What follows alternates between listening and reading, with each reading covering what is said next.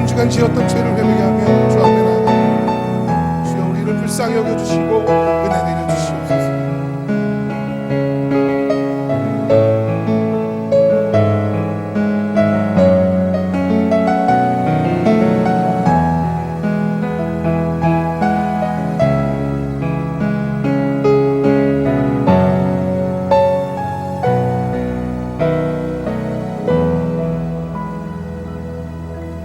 살아계신 하나님 아버지, 거룩한 주일을 허락하여 주셔서 감사합니다. 이 거룩한 주일에 아름다운 예배를 허락하시고 기쁨의 천국 잔치에 저희를 초대하여 주심을 감사합니다. 예배당에 함께 모여 예배드리는 모든 지체들과 또한 여러 가지 사정으로 가정에서 예배드리는 모든 지체들, 주님의 귀한 백성이었고 하나님의 나라의 귀한 자들이오니 주께서 한 은혜 가운데 있게 인도하여 주시옵소서. 살아계신 아버지 하나님, 저희가 예배드리는 데 있어서 방해받지 않도록 코로나19의 이 모든 사태가 속히 종속될 수 있도록 은혜 베풀어 주시옵소서. 아버지 하나님께서 베풀어 주신 은혜만이 이 모든 일들을 종식시킬 수 있습니다. 주여 은혜와 능력을 더하여 주시옵소서. 예배 시종을 주께 의탁드리옵고 예수 그리스도 이름 받들어 감사하며 기도드립니다. 아멘. 다 함께 자리에 일어나셔서 찬송가 29장 찬양 올리시면서 종려주일 예배를 하나님 앞에 드리겠습니다.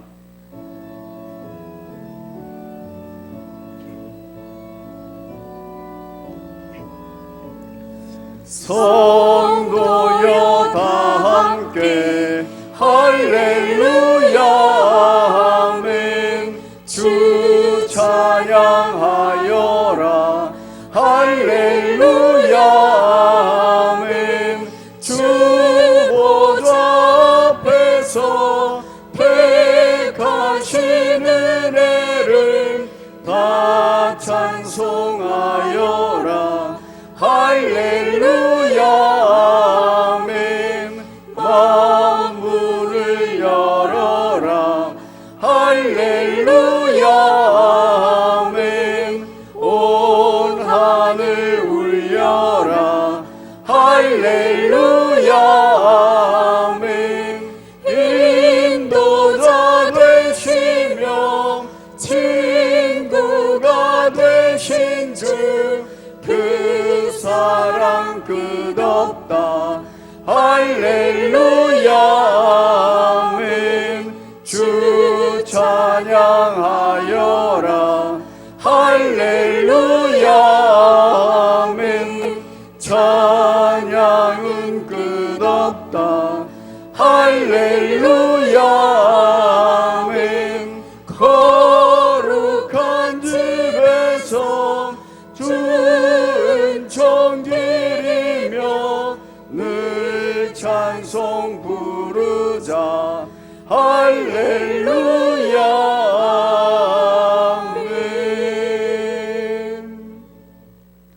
전능하사 천지를 만드신 하나님 아버지를 내가 믿사오며 그 외아들 우리 주 예수 그리스도를 믿사오니 이는 성령으로 잉태하사 동정녀 마리아에게 나시고 본디오 빌라도에게 고난을 받으사 십자가에 못 박혀 죽으시고 장사한 지 사흘 만에 죽은 자 가운데서 다시 살아나시며 하늘에 오르사 전능하신 하나님 우편에 앉아 계시다가 저리로서 산자와 죽은 자를 심판하러 오시리라.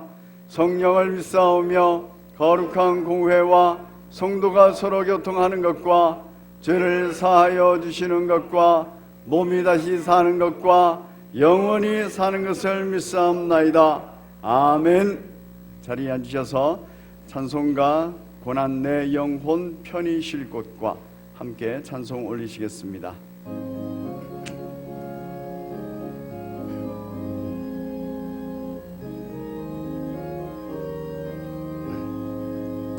고난 내 영혼 편히 쉴 곳과 풍랑이로도 안전한 포구 폭풍까지도 다스리시는 주의 영원한 다 함께 박수하며 찬양합니다.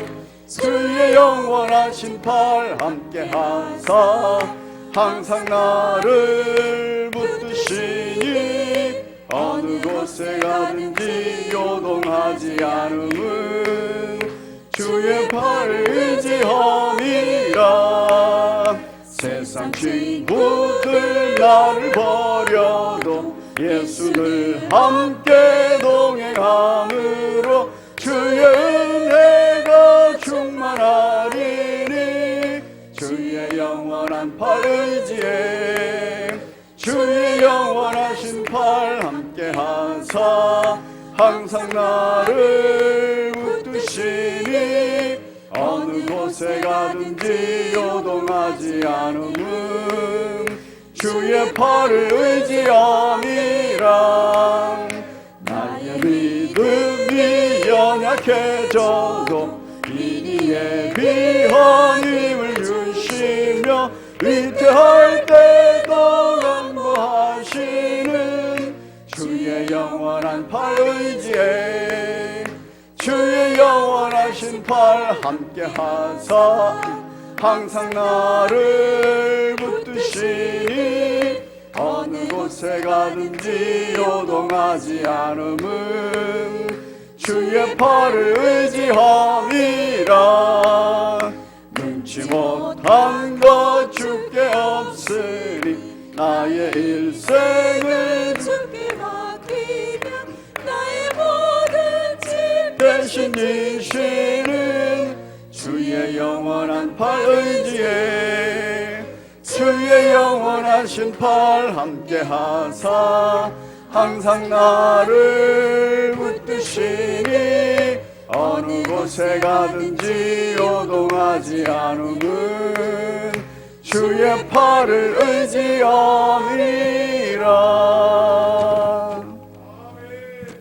아멘. 주여 감사합니다.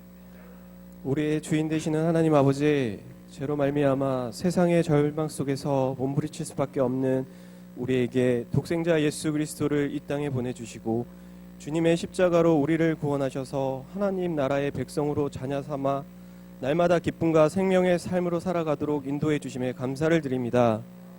이 시간 드리는 예배 가운데 모든 성도들 마음의 문들을 열어 깨끗게 하셔서 주님의 말씀에 은혜를 받게 하시고 주님의 음성을 듣는 귀한 은혜의 복된 시간이 되기를 기도합니다.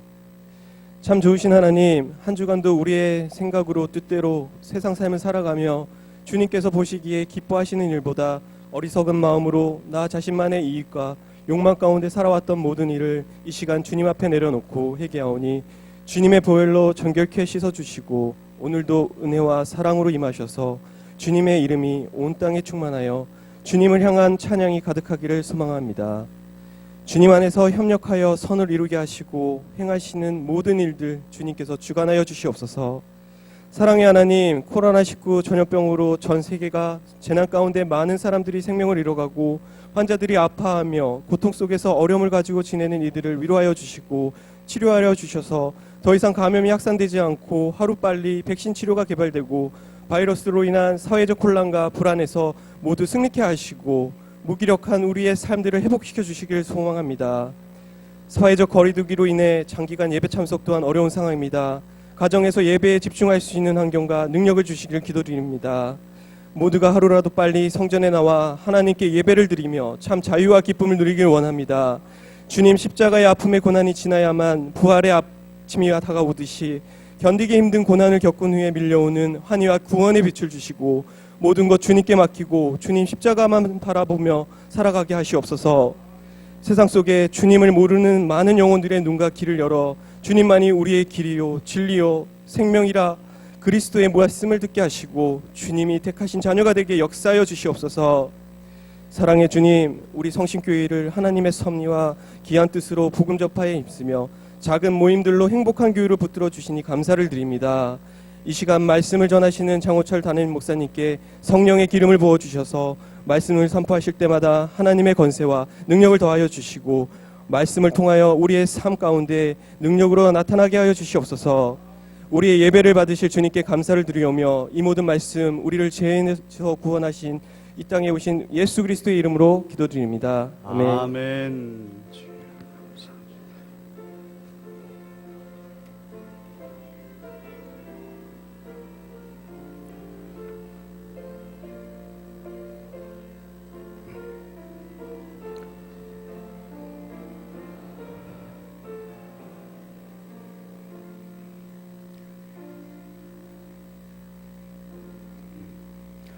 할렐루야. 반갑습니다. 교회 소식 보시면서 함께 기도 제목 나누겠습니다. 먼저 현수막 같이 읽겠습니다. 시작. 예수님의 죽으심과 부활의 증인. 4월은 예수 그리스도의 부활하심을 기념하는 부활절 기념 주일이 있는 부활절 기념의 달입니다. 여러분께서 예수 그리스도의 죽으심의 의미 그리고 사흘 만에 다시 부활하심의 의미들을 잘 기억하시면서 주님 앞에 예배드리시기를 바랍니다. 우리 이쪽 한번 같이 읽겠습니다. 시작. 가정예배 드림으로 작은 모임이 행복한 교회, 성례를 가르침으로 차세대 영적 지도자를 세우는 교회. 계속해서 교회 소식 보겠습니다. 온라인 헌금 안내 있습니다. 참고하시고 예물 드리시기 바랍니다. 밑에 복음 전파와 사랑 나눔 같이 읽겠습니다. 시작. 복음 전파와 사랑 나눔을 통한 영혼 구원 사역에 더욱 집중하시기 바랍니다. 오늘이 종려 주일입니다. 그래서 예수 그리스도께서 승리의 입성을 하신 날을 기념하는 날이고 오늘부터 일주일간 예수님의 열정적인 사역 금요일까지 진행이 되고 금요일에는 성금요일로서 예수님께서 십자가에 달려 죽으신 그 날을 기념하게 됩니다. 이 모든 날들이 예수 그리스도의 고난을 통한 열정이 나타나는 그러한 날들입니다. 이 날들을 기억하시면서 여러분께서 더욱더 마음을 모아 부활절을 준비하시기 바랍니다. 우리 종려 주일 예배 밑에 오늘은 같이 한번 읽겠습니다. 시작. 오늘은 예수님께서 예루살렘 성에 승리의 왕으로 입성하신 날을 기념하는 종려 주일입니다. 예수 그리스도 안에서 승리의 기쁨이 충만하시기를 바랍니다. 다음 주는 부활절 기념 감사 주일입니다. 그래서 부활절 기념 감사 예배로 드립니다. 기도와 감사 예물을 드림으로 부활절 기념 감사 예배를 준비하시기 바랍니다. 다음 주에 부활절 기념 성례식을 하기로 되어 있는데 지금 우리가 많이 모이지 못하는 상황이고 또 사회적 거리두기로 인하여서 떡을 떼기도 어려운 상황입니다. 그래서 지금 오늘 당회를 통해서 성례식을 진행할지 아니면 다음에 그 맥주 감사절 때 하게 될지 의논들을 하고 저희가 결정하고 광고를 드리겠습니다. 부활절 기념 감사 주일 예물은 온라인으로도 예물을 드릴 수 있습니다. 그래서 밑에 계좌번호로 해주시고 보내실 때는 본인 이름 그 옆에 가로하고 부활절 이렇게 쓰시면 부활절 기념 감사 예물로 교회에서 정립하도록 하겠습니다. 예물을 드리실 때는 3대 절기와 관련해서는 항상 11조선에서 예물을 드리기로 저희 교회가 정하고 있습니다. 여러분께서 마음을 모아서 인색하지 않도록 예물 드리시고 감사가 넘쳐서 힘에 버거울 정도로 예물을 드리시기를 바랍니다. 오늘 4월 정기 당회 있습니다. 2부 예배 후 교육관 1층에서 있습니다. 고난주간 새벽 기도회는 코로나19 관계로 취소되었습니다. 여러분께서 함께 예배당에서 모여 같이 기도회를 하지 못한다 하더라도 여러분 개인적으로 예수 그리스도의 고난에 동참하시면서 주님 앞에 은혜를 구하시기 바랍니다. 이 한 주간 종료주일부터 부활주일까지 있는 이 한 주간은 예수님의 굉장히 열정적인 사역입니다. 목숨을 건 죽음을 내다보면서 죽음을 향해서 달려가는 사역이고 그 죽음 이후에 있는 부활을 보면서 또 소망을 갖는 사역입니다. 여러분께서 그 사역, 예수님의 마음을 잘 같이 공감하시면서 일주일간 경건히 지내시기 바랍니다.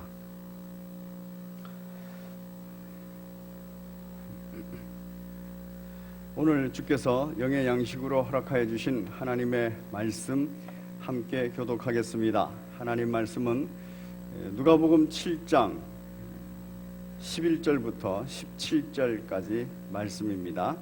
누가복음 7장 11절부터 17절까지 말씀을 함께 교독하겠습니다. 제가 먼저 읽겠습니다.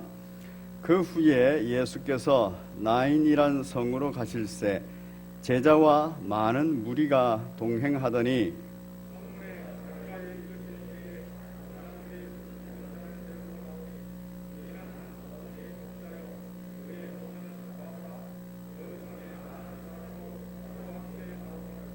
주께서 과부를 보시고 불쌍히 여기사 울지 말라 하시고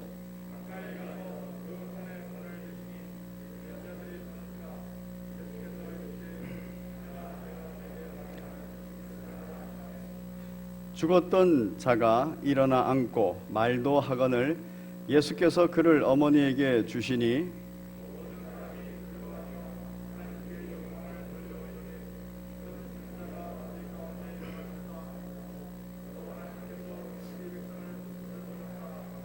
함께 읽습니다. 예수께 대한 이 소문이 온 유대와 사방에 두루 퍼지니라. 아멘. 제목 같이 읽겠습니다. 시작. 자기 백성을 돌보시는 예수님처럼 예수님의 선물 부활. 기도하겠습니다. 살아계신 하나님 아버지, 오늘은 우리 주 예수 그리스도께서 예루살렘 성의 승리의 왕으로 입성하는 날을 기념하는 종려 주일입니다. 아버지 하나님, 저희들에게 은혜를 베풀어 주옵시사 승리의 왕 안에서 우리가 또한 승리한 자로 살아갈 수 있도록 인도하여 주옵소서. 승리의 왕으로 그 승리의 열매를 거두기 위하여서 열정적으로 일주일을 행하신 우리 예수 그리스도처럼 우리도 열정적으로 그 일주일을 보내며 주 예수 그리스도의 고난에 동참할 수 있도록 은혜 베풀어 주시옵소서. 또한 죽으심과 부활하심에 동참할 수 있도록 은혜 베풀어 주시옵소서. 오늘 주께서 말씀 허락하여 주심을 감사합니다.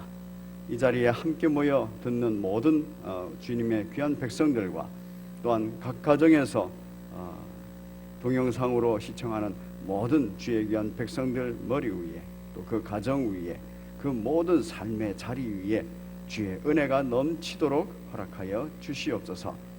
한 은혜 가운데 한 영광의 장중에 거하기를 원하며 예수님 이름으로 기도드립니다.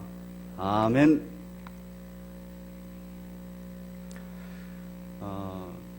최근 몇 년 전부터 이렇게 그냥 회자되는 재미있는 말이 하나 있습니다. 그 무슨 말이냐 하면은 10분 아버지, 5분 할아버지. 혹시 들어보셨습니까? 아이와 놀아주는데 아버지는 10분이면 지쳐서 딴 걸 하고 할아버지는 5분이면 지쳐서 딴 걸 한다는 거예요. 그래서 동영상도 무슨 동영상들이 이렇게 또 재미있게 돌고 있느냐 하면은 아기를 아빠에게 맡기면 안 되는 이유, 그러면서 동영상들이 돕니다. 참 재밌는 동영상이 있어서 우리 함께 좀 웃어보고자 한번 마련했습니다. 같이 한번 동영상 보겠습니다.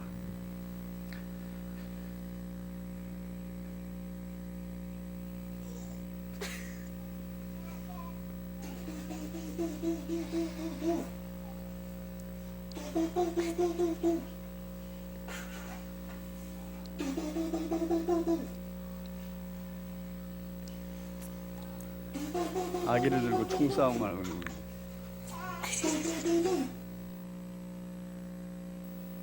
또 하나.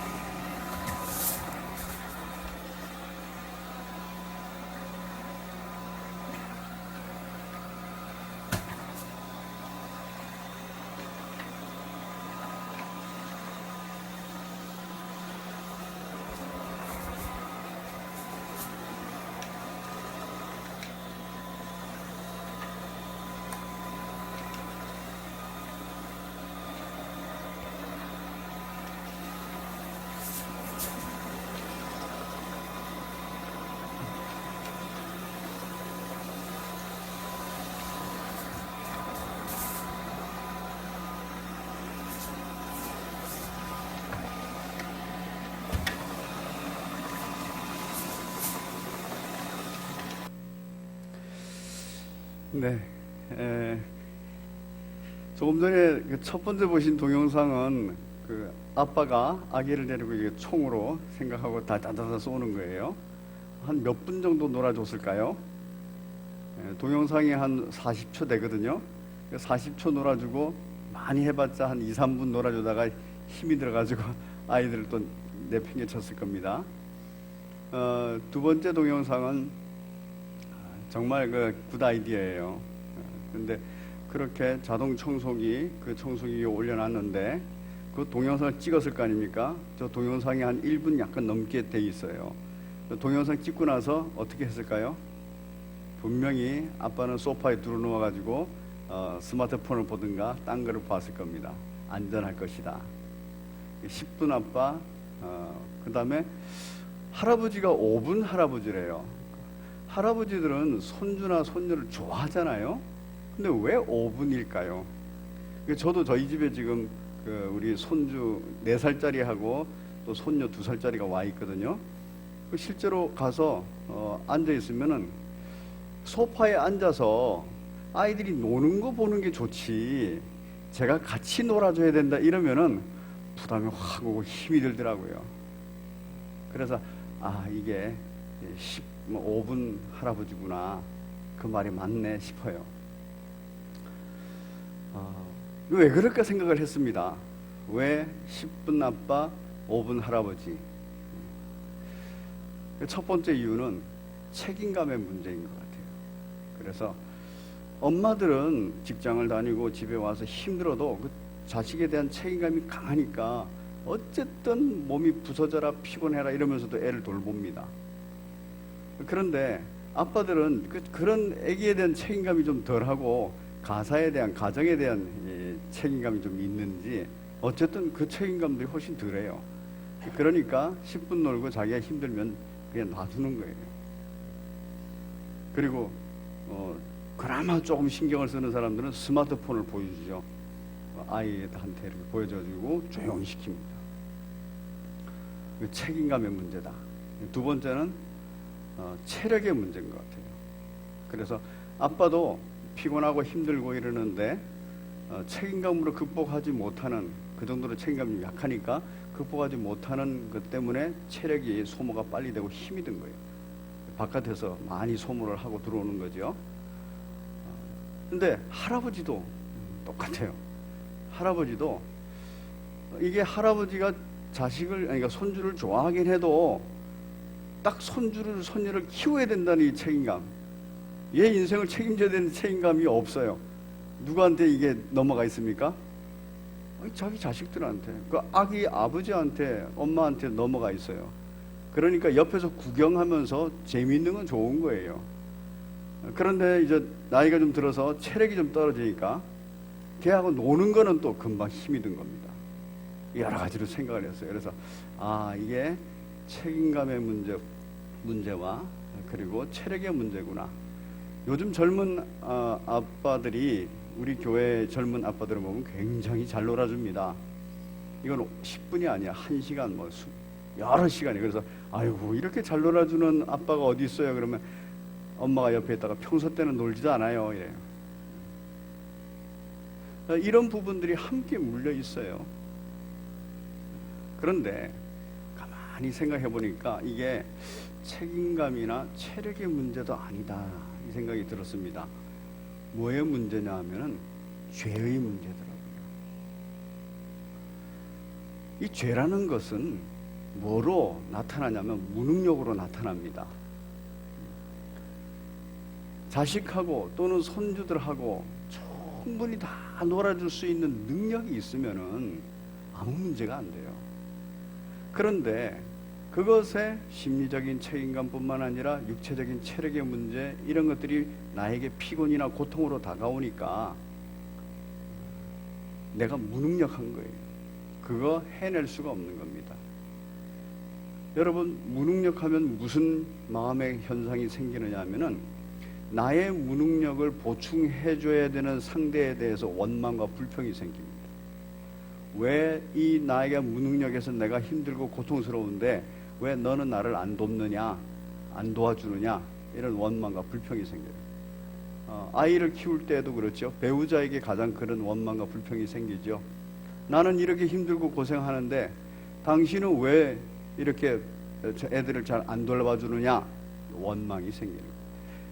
충분히 능력이 있어 버리면 그게 아내가 됐든 남편이 됐든 자기가 충분히 능력이 있으면은 그런 원망하고 불평할 필요도 없습니다. 자기가 다 해버리면 돼요. 그래서 우리 인생은 자기가 체력이 좋고 책임감이 조금 있어가지고 약간 해주고 나면은 무슨 생각이 들면 나는 좋은 아빠야, 나는 좋은 남편이야, 이런 생각이 들어요. 나는 좋은 할아버지야, 이런 생각이 들어요. 그런데 자신의 무능력 속에 싹 들어가면 그때 비로소 내가 무능력하구나, 이래서 인생이 죄인이라는 것이구나, 그렇게 생각이 들어요. 그 생각이 들어버리면은 내 속에서 원망과 불평이 안 생깁니다. 그냥 내가 무능력하구나, 이렇게 내 책임으로 돌아가요.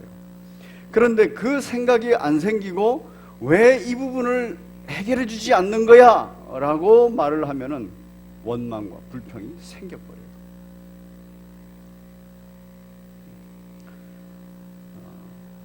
여러분, 이렇게 자기개발 서적 중에서 작년에 베스트셀러가 됐던 책이 하나 있습니다. 생각의 비밀이라는 책인데, 김승호라고 하는 CEO인데, 이 사람은 미국에 가서 김밥을 파는 김밥 사업을 한 사람이에요. 그래서 여러 번 실패를 하고 이제 마지막 판에 성공을 했다는 그런 얘기를 하더라고요. 그런데 그 사람이 무슨 강연을, 제가 동영상 강연을 한번 들었는데 무슨 얘기를 했냐면은, 여러분, 돈을 버는 것이 굉장히 중요합니다. 왜냐하면 인생에 많은 고통을 가져다주는 문제들, 이 문제들을 돈으로 해결을 다 할 수는 없습니다. 그렇지만 상당 부분 돈으로 해결할 수 있습니다. 그래서 돈은 필요하고 돈을 많이 버는 것은 중요합니다. 그 얘기를 하더라고요. 이 얘기는 무슨 말이냐면, 우리는 흔히 이런 말을 합니다. 돈으로 행복을 살 수 없어요, 그런 얘기해요. 그렇지만 실제로 돈으로 고통의 문제, 고통으로 빠져드는 문제들을 상당 부분은 해결하고 살 수 있어요. 그래서 돈이 있는 사람들, 돈이 많이 있을 때에는 돈으로 해결할 수 있는 문제들을 해결하고 사니까 무슨 생각이 드냐면, 나는 행복하다, 이 생각이 드는 거예요. 뭐 때문에? 돈 때문에. 그러나 실제적으로 돈을 많이 가지고 있는 사람들에게 행복하냐고 물어보면 그렇지 않죠. 천석구는 1000가지 고민이 있고 걱정이 있고, 만석구는 10,000가지 걱정이 있다는 거예요. 그래서 수많은 재벌들도 고통 가운데서 자살하지 않습니까? 그러나 돈을 가지고 있으면 많은 문제들을 해결할 수 있으니까 라는 생각을 해요. 그래서 행복하다라는 뭘 한다고요? 착각을 한다. 마치 좋은 아빠, 좋은 할아버지인 것처럼 착각하듯이 착각을 해요. 돈을 다 잃어버려 보면, 그 김승호 회장은 자기가 사업 실패를 여러 번 했기 때문에 돈을 잃어버렸을 때의 경우를 아는 거예요. 다 잃어버려 보면은 이 돈이라는 게 이런 부분에서는 해결을 했으나 또 이런 부분이 해결이 안 돼서 고통스럽구나라는 걸 아는 거예요. 명예는 어떻습니까? 남에게 칭찬받고 존경받잖아요. 그러면은 내가 그런 사람인 줄 착각합니다. 나는 존경받을 만한 사람인가 봐, 칭찬받을 만한 사람인가 봐, 나는 괜찮은 사람인가 봐. 명예가 있는 사람들은 그런 착각을 합니다. 근데 명예를 잃어버려 보면 내가 별 볼 일 없는 사람이구나, 이런 걸 그때 비로소 알아요. 내가 죄인이구나, 내가 무능력한 죄인이구나, 그때 비로소 압니다. 권력을 가지고 있는 사람들은 어떻습니까? 권력을 휘두를 때는 생사여탈권을 자기가 가지고 있는 것 같아요. 남의 생사여탈권을. 대단한 것 같죠? 그리고 어느 조직체든 공동체든 결정권을 딱 자기 혼자 딱 쥐고 있는 사람은 이 바로 자기가 대단히 훌륭해 보이고 대단히 위대한 사람으로 착각해요. 그 잃어버려 버리면 그때 비로소 아, 내가 아니었구나. 이 권력의 비참함은 우리가 현대 역사 속에서 많이 보지 않습니까? 우리나라는 대통령 하고 나면 겁나요. 왜냐하면 그 다음에 무슨 보복이 들어와서 감옥에 가서 몇 년을 살게 될지, 무슨 욕을 얻어먹을지 겁나는 나라입니다. 그래도 참 우리나라는 백성들이, 국민들이 참 똑똑해가지고 이렇게 잘 사는 나라가 된 게 너무 감사해요. 하나님의 은혜인 줄 믿으시기 바랍니다. 국민들이 똑똑하니까 정치가들도 긴장을 하는 거예요. 여러분, 우리가 자기의 건강, 또 자기에게 돈, 명예, 권력, 젊음 이런 능력이 있으면은 착각하는 존재라는 거 꼭 기억하셔야 됩니다. 능력이 있으면 착각하고 살아요. 자기가 죄인이 아닌 줄 알아요. 다 바닥을 치고 나면 잃어버려 보면 아, 내가 무능력하구나. 이 무능력은 죄로 말미암는 거구나. 이 문제를 해결할 수가 없구나. 여러분, 무능력 속에 깊이 오랫동안 잠겨 있으면 무기력이 생겨버려요. 그 무기력증에 걸리면은 굉장히 많은 부분에서 좌절하고 절망하고 그리고 병이 듭니다.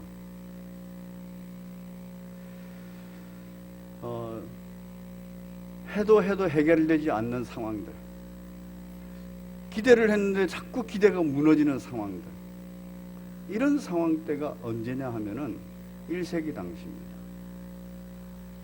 1세기에 예수님께서 복음을 전하시고 예수님께서 대단한 능력을 행하시고 이제 십자가에 달려 죽으시고 부활까지 하셨어요.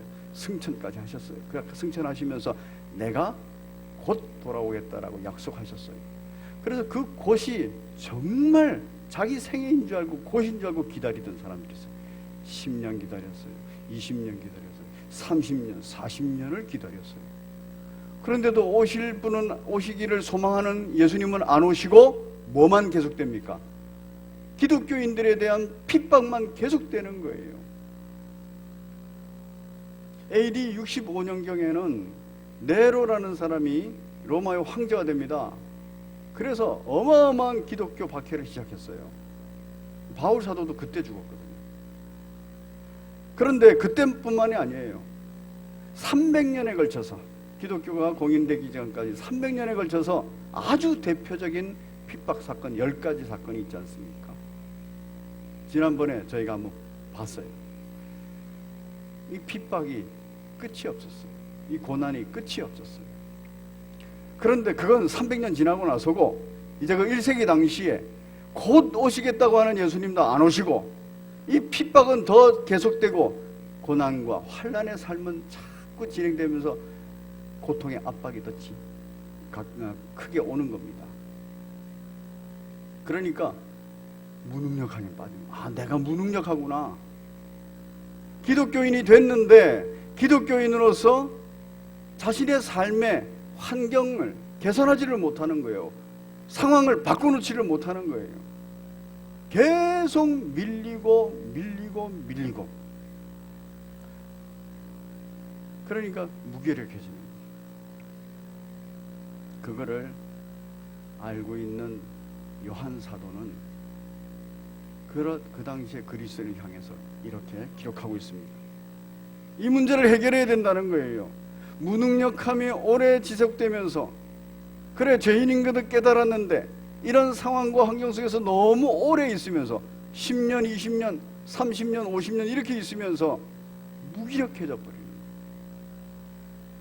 그 속에서 요한 사도는 해답으로 알려주는 곳이 있습니다. 우리 요한 1서 같이 한번 보겠습니다. 요한 1서입니다. 요한 1서 5장 13절입니다. 요한 1서 5장 13절 같이 읽습니다. 시작. 내가 하나님의 아들의 이름을 믿는 너희에게 이것을 쓰는 것은 너희로 하여금 너희에게 영생이 있음을 알게 하려 함이라. 요한 1서는 예수님의 제자 요한 사도, 요한계시록을 기록한 요한 사도가, 또 요한 복음을 기록한 요한 사도가 그 인생 후반부에 쓴 내용입니다.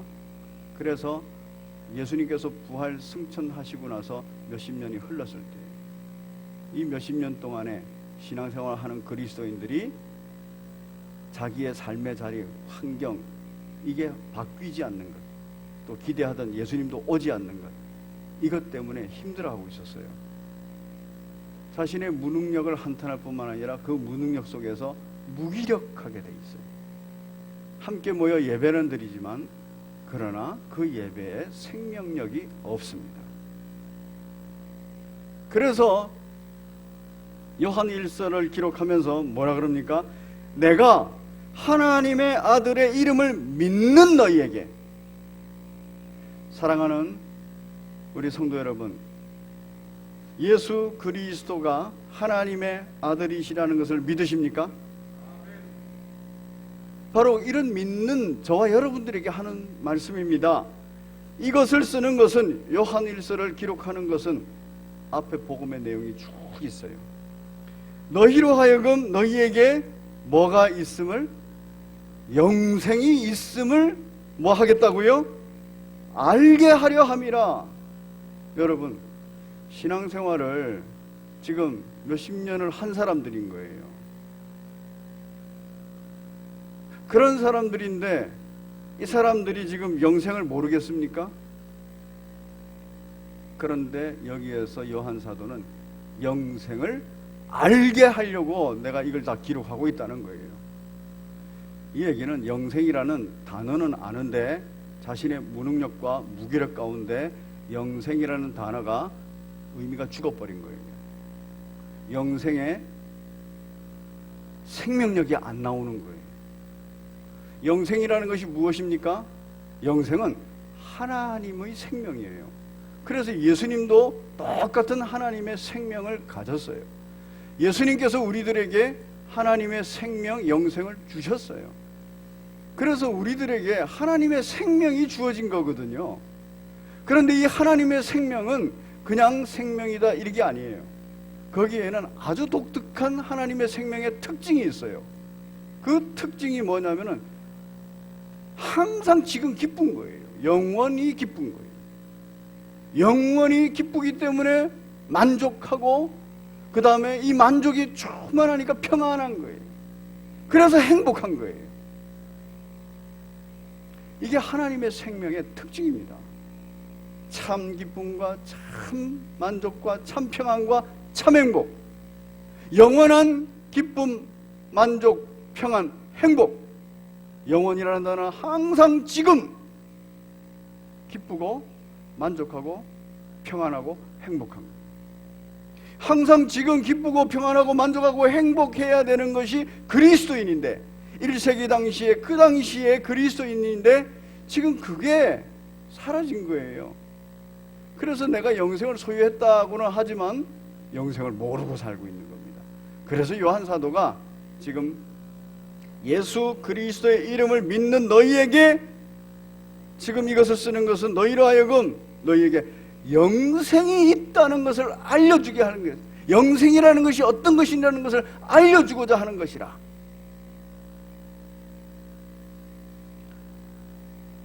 사회적으로 굉장히 무거운 분위기, 종교적으로 핍박받는 상황, 경제적으로 참 어려운 상황이에요. 그 당시에 많은 그리스도인들이 지금 영생의 생명력을 누리지를 못하고 있는 거예요.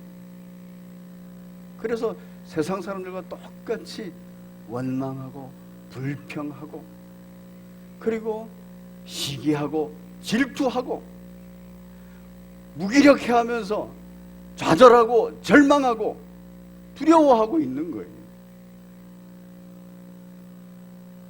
거기에 대해서 요한 사도는 영생을 얘기하는 것입니다.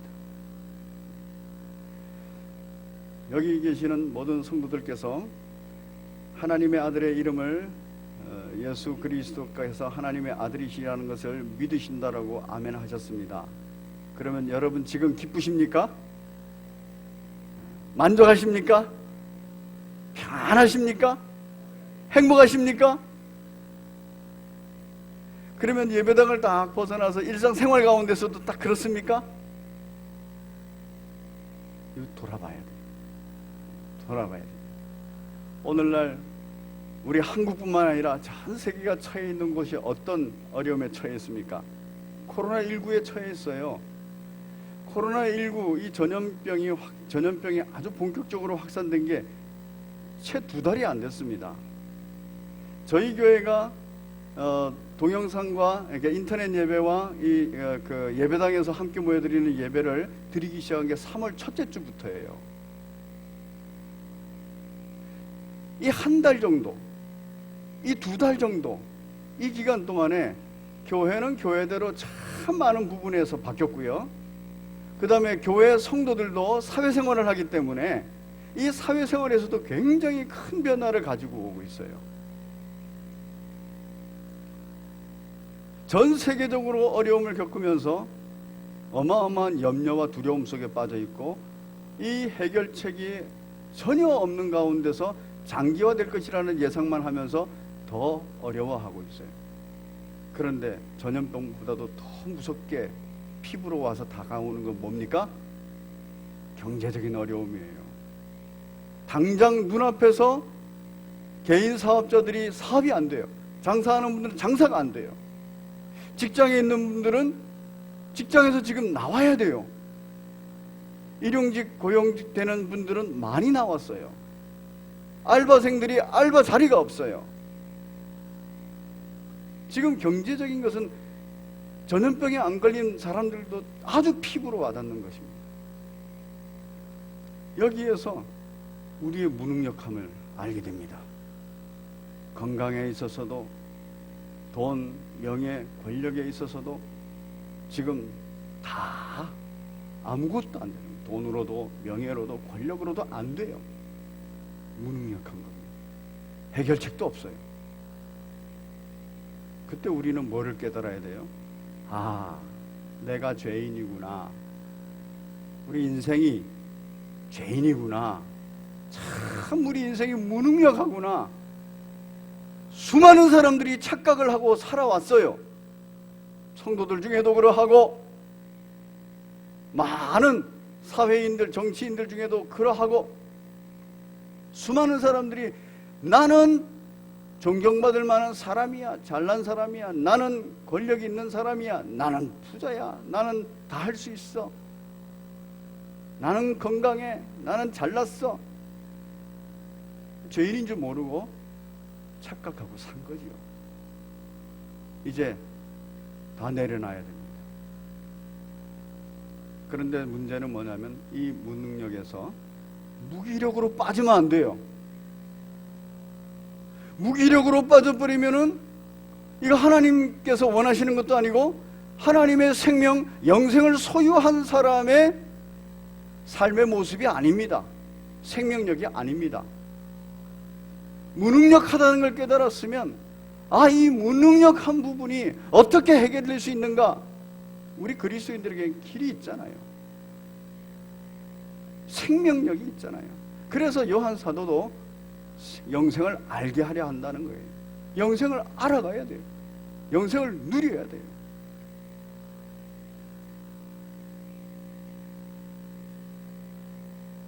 오늘 본문입니다. 누가복음 7장 11절부터 17절의 내용은 그 처음 시작이 대단한 행렬로 시작합니다. 푸른 초장이라는 나인성입니다. 아름다운 거처라는 이름의 나인성입니다. 이 나인성, 아무리 푸른 초장이고 아무리 아름다운 성이라도 그곳에서는 뭐가 있어요? 죽음이 있는 거예요. 그곳에서는 자기의 능력으로 자기의 삶의 자리를 해결할 수 없는 과부가 있는 거예요. 남편도 잃었어요. 자식도 잃었어요. 엎친 데 덮치는 이 어려운 상황 속에서 자기가 해결할 수 없는 무능력한 과부가 있어요. 이 과부는 그냥 울 수밖에 없는 겁니다. 이 과부를 제일 앞에 세우고 유대인들은 이 죽음이라는 장례 문화가 이래요. 죽음이라는 것이 여인으로부터 왔기 때문에 장례가 집례되면 여인이 가장 앞에 선답니다. 이 여인이 울면서 앞에 오고 청년의 관이 뒤따라 오는 거예요. 얼마나 울고 얼마나 애통하겠습니까? 죽음의 행렬입니다. 그런데 이 푸른 초장, 이 아름다운 거처로 들어가는 행렬이 또 있었어요. 예수님을 중심으로 한 제자들과 많은 무리들입니다. 여기는 생명의 행렬이에요. 영생의 행렬이에요. 이 행렬이 지금 나인성으로 들어가고 있고 또 죽음의 행렬은 지금 나오고 있어요. 여기서 다 마주친 겁니다. 여러분, 죽음과 생명, 이것이 맞부딪히면 누가 이길까요? 그 생명도 죽어있는 생명이 아니라 영생하고 맞부딪히면 그건 당연히 영생이 이기지 않겠습니까? 영생의 행렬이 쭉 지나가서 죽음의 행렬을 맞았어요. 그때 예수님이 영생 주시는 분이에요. 생명을 주시는 분이에요. 그분이 이 불쌍한 여인을 그냥 지나칠 수 없어요. 왜? 아마도 이 여인 때문에 지금 나인성에 오신 걸 수도 있거든요. 가버나움에서 40km나 걸어가지고 나인성에 이 여인과 이 청년 때문에 오신 것일 수가 있거든요. 그러니까 지나치지 않습니다. 딱 지나가면서 여인에게 말했지 않습니까? 그 여인을 보시고 불쌍히 여기셨어요. 스프랑크 니조마이 하셨어요. 애통해 하셨어요. 그러면서 그 여인을 향해서 뭐라 그래요? 울지 마라! 울지 마라라고 명령하세요. 그냥 하는 말이 아닙니다. 빈소리가 아니라는 얘기예요. 참소리입니다. 울지 마라 그러면 울지 않아야 되는 이유가 딱 있는 거예요. 울 필요가 없는 상황이, 울 필요가 없는 인격이 전달된 겁니다. 그리고 예수님께서는 당장에 그 관에다가 손을 딱 대십니다. 그럼 멈춰서게 했어요. 예수께서 이르시되 청년아, 내가 내게 말하노니 일어나라. 예수님께서 말씀하셨어요. 예수님의 말씀은 참말이기 때문에 빈말이 아니라 거짓말이 아니기 때문에 말하면 말하는 대로 실행하는 겁니다. 빛이 있으라 하면 빛이 있는 거예요. 일어나라 하면 일어나는 거예요. 죽은 나사로 보고 나오라 그러면 나오는 거예요. 예수님 그런 분이세요. 그 예수님께서 이제 일어나라 말씀하셨습니다. 여러분, 우리가 구세주로 믿고 그리고 따르고 있는 예수님은 이런 분이세요. 참말을 하시는 분이고 그 참말 중에서도 가장 중요한 거 참생명, 영생을 주시는 분이세요. 저와 여러분들은 믿음으로 이미 이 영생을 받은 줄로 믿습니다. 우리의 삶의 자리가 참으로 힘겹고 어렵고 어두워도 내 안에 영생이 있다는 걸 알고 내 안에 영생이 그 생명력을 발휘하면 나는 지금도 기쁘고 지금도 만족하고 지금도 평안하고 지금도 행복한 거예요. 왜? 항상 하나님의 생명은 그러하니까. 예수님은 그 생명을 누린 분이기 때문에 고난의 길을 열정으로 달려가신 거예요. 죽음의 길을 열정으로 지나치신 거예요. 극복하신 거예요. 저와 여러분들이 코로나19로 인하여서 염려하고 근심하고 또는 두려워하고 또는 나의 무능력에 대하여서 너무 오래 지속되니까 무기력해져 버리고, 그럴 필요가 없는 겁니다. 1세기 당시에 사도 요한이 1세기 교회 성도들을 보고 그럴 필요 없는 거야, 너희는 영생을 소유했어, 내가 그거 알게 하려고 지금 요한일서를 쓰고 있는 거야, 이렇게 말을 했지 않습니까? 핵심은 영생을 아는 겁니다. 그러면 영생을 알겠는데 영생의 그 누림은 어디서부터 시작이 될까요?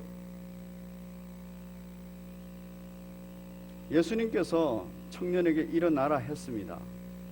그런데 청년이 계속 죽어 있으면 어떻게 되죠? 아무것도 아니죠. 죽었던 자가 일어나 앉았어요. 영생이 그 안에 주어졌고 그 영생의 생명력을 발휘했습니다. 앉았어요. 그리고 말도 했어요. 이게 부활의 증거입니다. 죽었던 자가 다시 살아났어요. 앉았어요. 죽었던 자가 다시 살아나서 말도 했어요.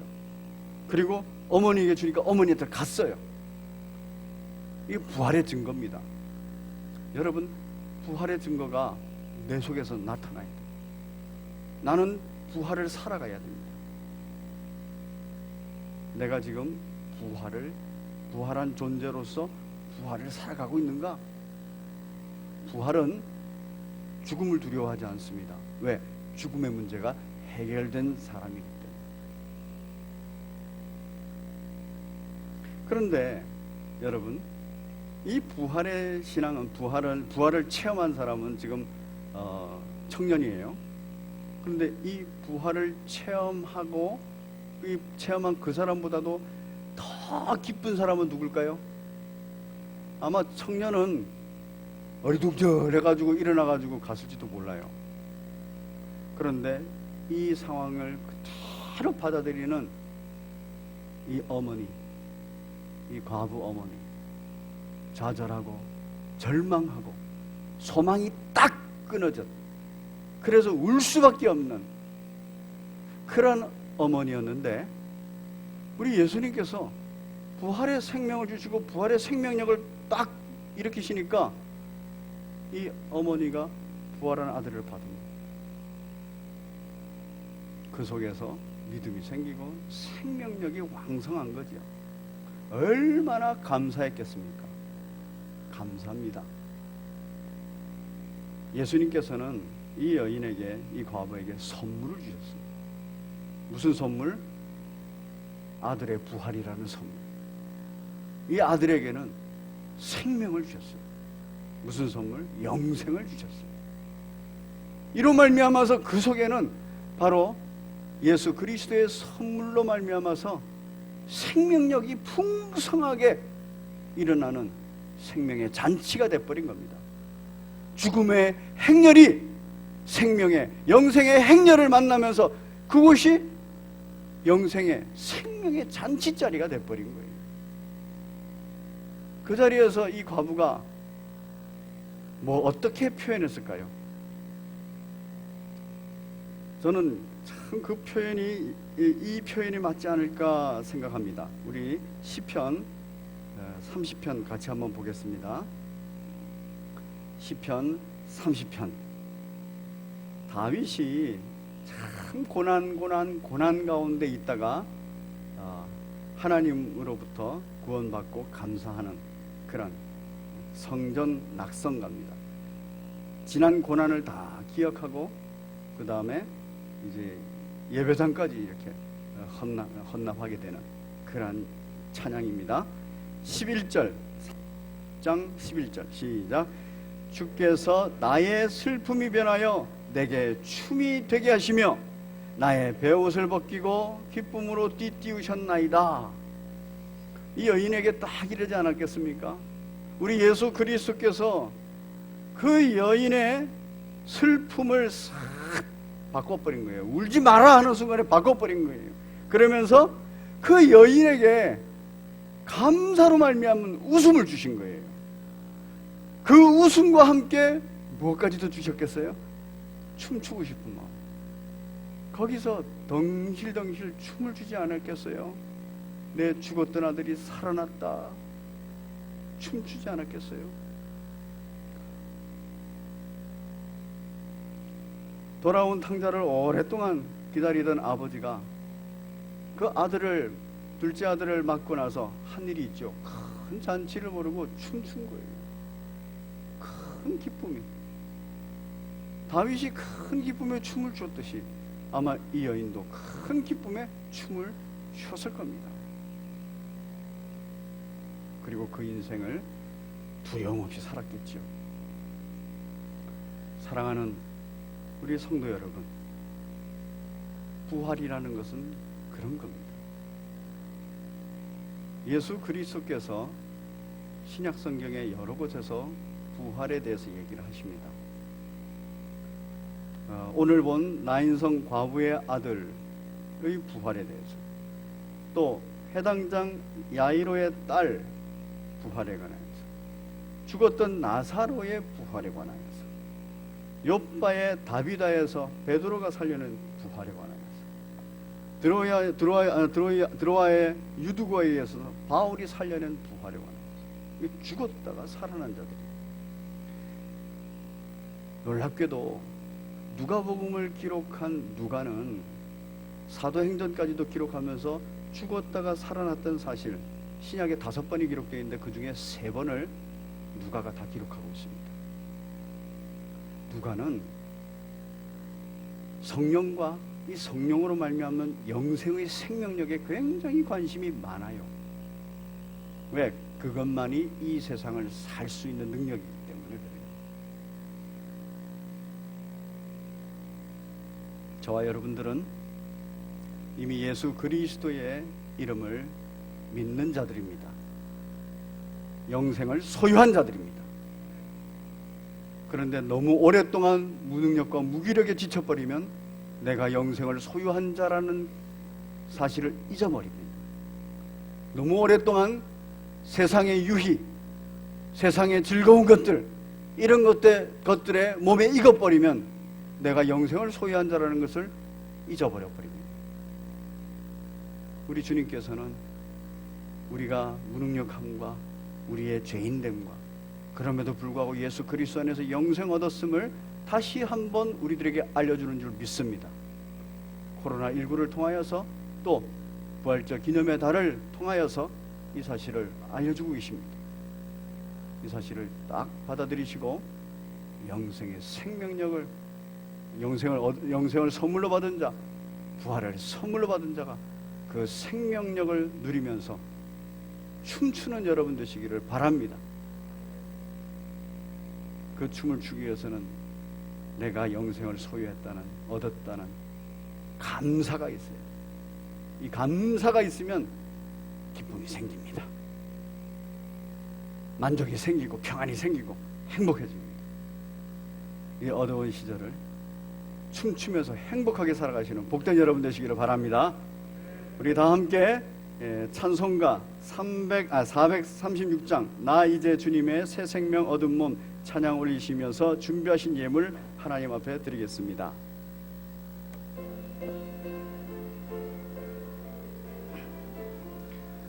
나 이제 주님의 새 생명 얻은 몸 옛 것은 지나고 새 사람이로다. 그 생명 내 맘에 강같이 흐르고 그 사랑 내게서 해같이 빛난다. 영생을 누리며 주 안에 살리라. 오늘도 내일도 주 함께 살리라. 주 안에 감추인 새 생명 얻으니 이전에 줬던 것 이제는 값없다. 하늘의 은혜와 평화를 맛보니 찬송과 기도로 주 함께 살리라. 영생을 누리며 주 안에 살리라. 오늘도 내일도 주 함께 살리라. 산천도 초목도 죄인도 원수도 친구로 변한다. 새 생명 얻은 자 영생을 누리니 주님을 모신 맘 새 하늘 이루다. 영생을 누리며 주 안에 살리라. 오늘도 내일도 주 함께 살리라. 주 따라가는 길 험하고 멀어도 찬송을 부르며 뒤따라가리라. 나 주를 모시고 영원히 살리라. 날마다 섬기며 주 함께 살리라. 영생을 누리며 주 안에 살리라. 오늘도 내일도 주 함께 살리라. 살아계신 하나님 아버지 감사합니다. 오늘도 저희들에게 말씀을 허락하여 주옵시고 저희가 부활의 생명, 영생을 소유한 자인 것을 다시 확인하게 해주셔서 감사합니다. 청년이 살아 그 생명력을 누린 것처럼 또한 그 과부가 이 모든 생명잔치에서 함께 영생을 얻어 기뻐하는 것처럼 저희가 웃고 기뻐하고 춤추는 자 되게 인도하여 주시옵소서. 우리의 삶의 자리가 변하지 않고 우리의 고난과 환난이 언제 거칠지 막연한 때입니다. 하나님 아버지, 이 가운데서도 좌절하거나 절망하지 아니하고 주 예수 그리스도 안에서 부활의 생명력을 얻은 우리가 되어 주님 앞에 춤추며 살아가는 복된 성도되게 인도하여 주옵소서. 주님 앞에 예물을 드립니다. 우리의 생명을 다하여서 예물을 드립니다. 우리의 인생을 다하여서 예물을 드립니다. 이 예물이 사용되는 곳마다 복음이 전파되고 사랑이 나누어져서 영혼 구원의 역사가 일어나게 인도하여 주시옵소서. 아버지 하나님, 예배당에 함께 모여 예배드리는 이와 각 가정에서 예배드리는 모든 우리에게 주님의 동일한 은혜와 성령의 충만한 역사가 있어서 함께 하나됨을 잊지 않도록 인도하여 주시옵소서.